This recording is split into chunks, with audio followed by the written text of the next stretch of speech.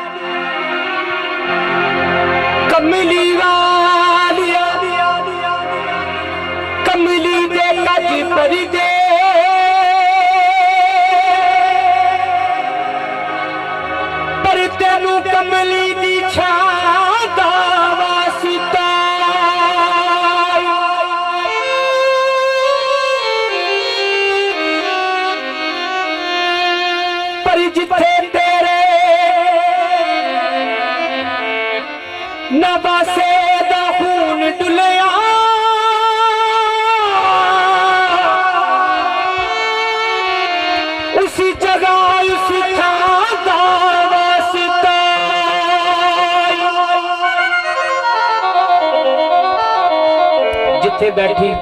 सकीना सी take लाके उन्हां पाक बाजारां दा वास्ता ही अल्लाह मेरिया मेरी भी लज रख नहीं तेनू तेरे इनाम दा वास्ता एक दिन खिजा ने चमन बर्बाद करना फुल्लां टुट जाना फस के खारां दे विच उड़ जान के मोर चकोर बुलबुल मस्त रहंदे जो बाग बहारां दे विच कई महफिलां लग के उठ गईयां बैठे यार हमेशा ने यारां दे विच एक दिन असां भी जाने चले और सदा फिरना ने इन्हां बाजारां दे कोई अज जा रहे है कोई कल जा रहे है मेला चलो चलीदा इत्थे बैठ किसे नहीं रहना आखिर की हो जाना है तारीफ पेश कर रहे हैं दस रहे हैं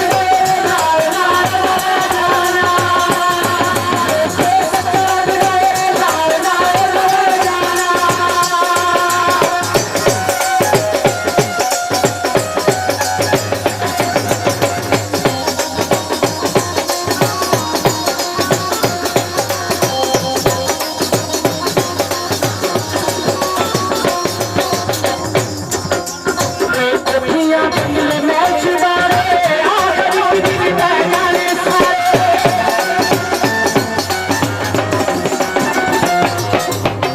दुनिया बंगले में छुड़ाए आखिरी दिन जाने सारे मेरी मेरी करना जे